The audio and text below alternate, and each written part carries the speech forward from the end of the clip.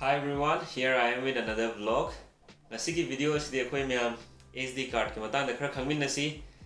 SD card ki full form di secure digital haibani. SD card se hujik market ta makhal mari lai. HDXC haibam ne, HDXC haibam ne, HDXC haibam ga aduga HDUC haibam ga.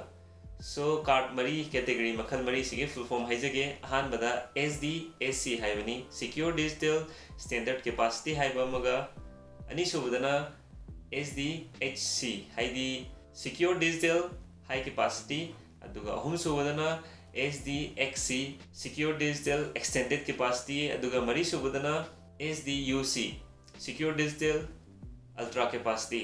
So makhal mari sigi moigi memory capacity ta myam da share tawjage HDXC gi memory capacity na 128 MB dagi 4GB phawba lay aduga ani subadana HDXC hairibasidana 4GB dagi horaga 32GB phawba lay aduga HDXC haisina 64GB dagi 2TB phawba lay aduga mari subadana hoi ultra capacity haisina 2TB dagi horaga 128TB phawba hapa yawa capacity je 2018 da announce tawgre hoji phau market di phangdri adugo announce tawgre.